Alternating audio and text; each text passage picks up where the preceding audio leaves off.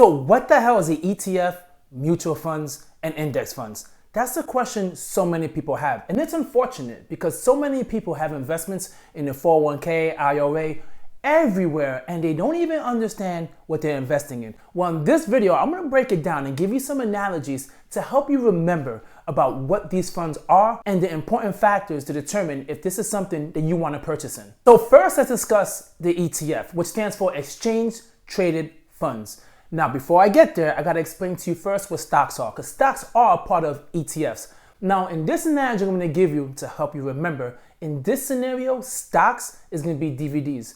It's like that one person that recommends, oh, this movie is great, you need to watch it, you hear other people talk about it, so you decide to go buy a DVD, which I cannot believe is still being sold, but DVDs, yes, they're still sold. You buy the movie, you spend $20, you go home, set your DVD player, get your glass of wine, get your popcorn, 15 minutes within the movie, horrible. It sucks. That friend of yours, you're never gonna take their advice, and now you're stuck with a DVD, you have nothing to do with it. Probably use it as a coaster. That is what a stock is. You buy one DVD, you take one risk. If the movie sucks, it's over. But then here came along Netflix, aka the ETFs. Now for one small fee, you can have access to all these movies. You don't own just one, you own pieces of all of them. So you never have a problem ever again deciding which movie you want to watch. You could choose comedy, drama, Squid Games. You could choose anything you want, man. It's there. Because can you imagine buying Squid Game on DVD?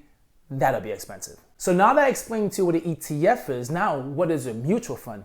Okay, a mutual fund and an ETF are very similar in the sense of they have multiple stocks within the fund that you can purchase from.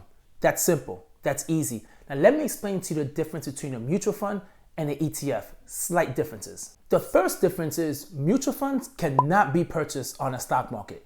ETFs can. Usually a mutual fund, and we could say in this case Fidelity, which usually holds a large amount of mutual funds, they will set the price of these funds. Now they only do it once a day and they price it at the end of the day. So with that being said, the price you see in the morning all the way to closing is the price of the fund. That's it. You can't purchase it anymore until the next day, which will be set on a different price. The price is based upon the activities that happen during the day. ETFs, on the other hand, is not like that. That's why the word traded is in there. You could purchase it and sell it the same day, whether at a higher price or a lower price. You see, with mutual funds, whatever you pay to get in, let's say in this scenario, $100. The day you decide to get out, you're not trading it, you're just getting out. You're saying, okay, peace out. This is the price it is today, and this is the price you're gonna leave with. So if you're going with 100 and now the price is 150, you just made a 50 out of profit. If it's less, you lose. ETFs is the same day. So whatever the price is during that day,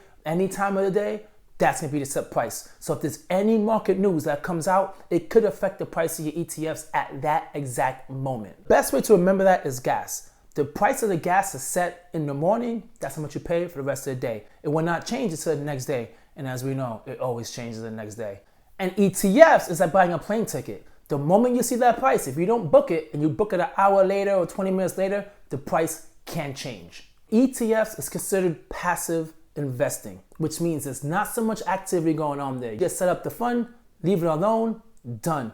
Now, when it comes to mutual funds, depending on which one you choose, if it's actively trading, then there's so many activities going on. And the problem with that is when it's active trading, you get hit with so many fees. That's why usually people stay away from active funds. But it depends on what type of investor you are. If you're someone that's looking to take advantage for all the market news and you want transactions to happen all the time, then go for it. Or if you're someone that just wants it to sit there, you're following the S&P 500, let it ride, then that's the option you want to choose. That's the one with the least amount of fees. Hopefully you're with me now, because right now I'm going to introduce to you index funds. Now, index funds is the same as a mutual fund and it's the same as an ETF. The only difference is this fund strictly tracks the market. So it's constructed to follow the market. In this example, let's use the S&P 500.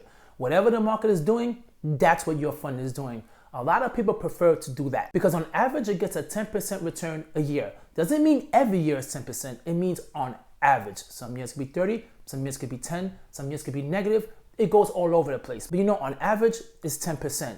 And the best thing about that is whenever you hear in the news, the market's down, the market's up, you know that affects your portfolio. So you don't need to do so much research and try to stay on top of the market because you are following the market. So with index funds, you also need to think of like pizza. As Americans, we love pizza. Now, can you imagine if you had an all-you-can-eat pizza pass for every pizza around the whole United States, New York, Chicago, Detroit, everywhere?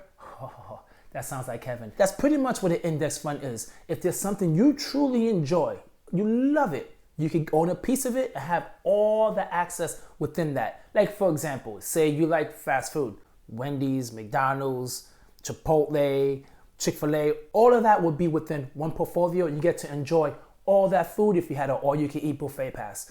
You'll be fat, you'll be unhealthy, but I hope you get the point.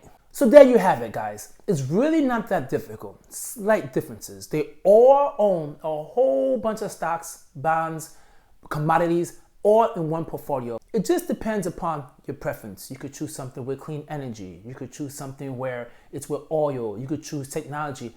That is based upon what you decide to do. That's the beautiful thing about it, because you are diversified and you're not buying single stocks, single DVDs, and you're stuck with it. No, you could buy multiple and you can jump in and out whenever you want, with the exception of mutual funds. That's the only one that you cannot trade in and out multiple times throughout the day. I really hope this video is informative. I was trying to break it down to analogy, that way you guys can understand it better, because even myself, as being a finance major, for some reason, that always confuses me, and I know it confuses so many other people. So I'm hoping it will help you. That way you can make a wise investment decision and stop being scared all the time. Go out and make your first investment.